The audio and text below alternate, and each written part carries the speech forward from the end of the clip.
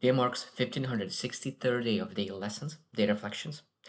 And today I speak about my faith, my journey, and I think there is a lot of lessons in that journey that I think that I would love to share. I was reflecting about that journey today, and I don't have a lesson per se, but I will share a little bit about reflection that I got through that journey, about maybe upsides, maybe downsides of it, even though those are downsides, but I sometimes even think that those downsides are benefits as well.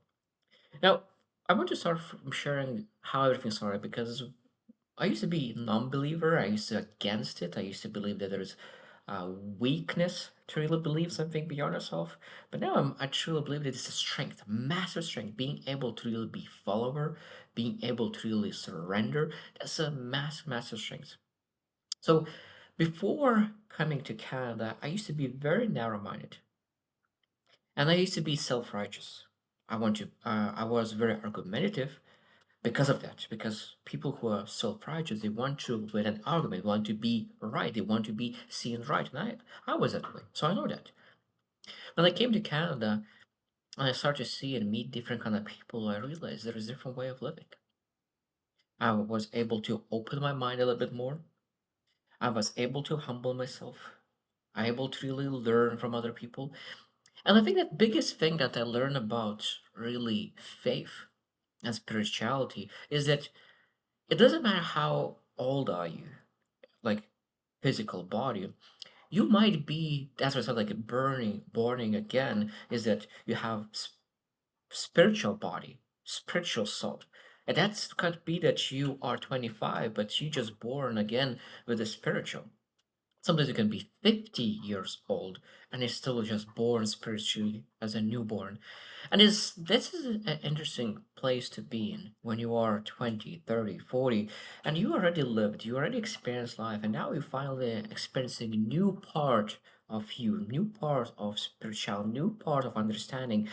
And this is very interesting time because I think that as a new believer, sometimes you are bogged down by the things that you do not understand. I think that's what I learned as well. That I was struggling in the beginning when I tried to really ask questions that I do not understand, especially when I used to have conversations with people who do not believe, and they used to ask questions of me that I do not understand, and I used to question my belief.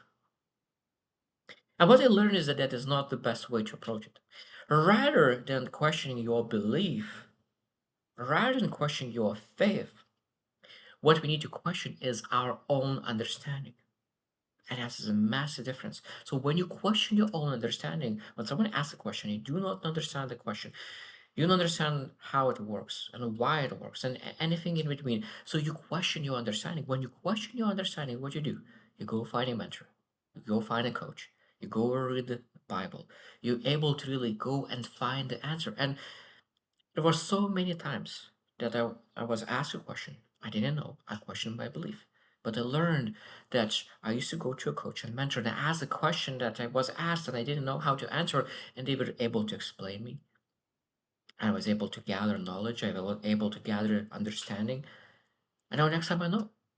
And that's again one part of the beautiful thing is when you're really born spiritually and you're learning. When you are a newborn, you ask a lot of questions. Why? Because you don't understand anything. And you need to have a father figure that's able to explain things, a family member who is able to explain, show an example. And that's why I think it's extremely important to have a spiritual father as well, who is able to really guide you through their journey and able to answer the questions in those why and to build that understanding. At that moment, you're able to really even go on your own and read the book and be able to understand and see the messages in the Bible by yourself. But sometimes when you start on your own, it seems that you reading, but you're not able to understand. And I think that we need to be taught how to understand.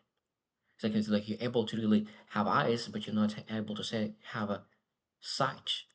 You have ears, but you're not able to hear. You're able to listen, but you're not able to hear. And it's actually important to learn to educate how to understand, how to see, how to hear. And I think that's a beautiful thing in faith when you're able to really see yourself as a growing person who is developing, who is understanding more things, and rather, as I said, question your belief, question your understanding, and go and learn and educate so you have more understanding. So when I was thinking about and sharing about upsides and downsides of belief and faith, and I think that one thing is that downside is that you need to really give up quite a few things, and I think that most people don't want to do that, and that's why it's so hard because now you need to give up belief that you are the most important person on earth. I think that this is a beautiful to believe that you are actually important and have that self desires and everyone will have it. But knowing that there is God, there is something beyond you that is extremely important and that is the most important thing, at that moment it humbles you. And I think that not everyone wants to give that away. Other things that you need to give away is that sometimes we live in sinful behaviors. And those sinful behaviors, sometimes we know that those are sinful behaviors, and we do not want to go to the sinless lifestyles. And accepting that there is something beyond us, accepting that there is some sin, that means that we need to change. And we're afraid to change. And because we're afraid to change, we don't want to change, we're saying that there is nothing out there. It's just us just living on this earth from now, and that's it. But when you accept, and this is a downside is that you need to give up your old way of living, behaviors that was sinful, detrimental for your soul, detrimental for your spirit. And I think that when I'm able to do that, when I'm able to give up, it's like, I don't know the best way, but I'm able to go and find the best way. And sometimes just starting small is important.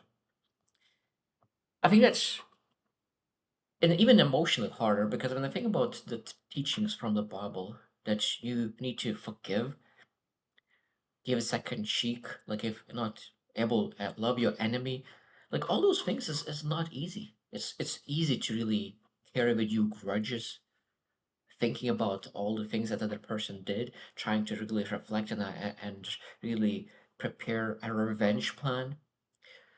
But really, when you think about emotionally, to really be able to release that person, have the consequences, not talking to that person, remove that person out of your life, the consequences is great, but being able to release yourself from all the anger, grudges, and all the negative emotions, all the luggage, that's like a beautiful part. And in an upside, downside is that you will need to really learn how to really develop yourself emotionally, mentally, that you can do that. But at the same time, it's a massive process. I said like there's a lot of upsides and downsides. Is working together. If you actually willing to go for the downside, you'll get to the upside because it demands inner change. Inner change that means that your outer change will change based on your inner change. Because even the Bible says that a good trees cannot create bad fruit, and bad tree cannot provide good fruit. So that means if you want to really become, if you want to provide good fruit, who we need to become, we want to become a good tree. We need to really work on our foundation, or our values, understanding, our beliefs, our faith.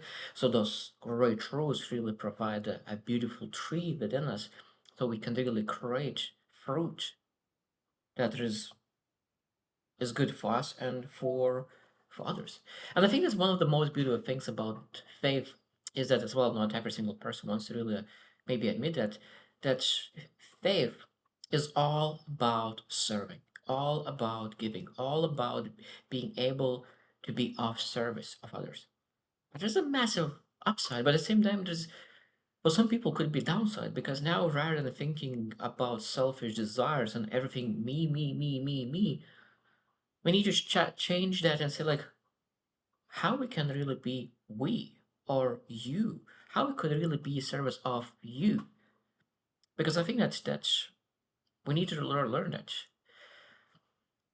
But I learn as well that in life is that if I want to be the best service for you, I need to be the best service for me, because the best version of me will create the most value for you. So if I'm not at the best of me, I will not be able to provide the best for you. So being able to be selfish so you can add the most value to other people, I think that's extremely important, because altruistic behaviors without really focusing on yourself to develop yourself, to build power within, inner peace, financial peace, emotional, mental peace, physical, all those things extremely important. And I think that is it's in faith as well, when you required to develop you to the highest potential so you can actually serve other people. So this topic, faith, is extremely important, but at the same time such a big topic, and today I just reflect on it, and I think that I will want to I expect myself to really even reflect on this even more, because there's so many things that I want to reflect on. So I hope you choose to win, and see you tomorrow.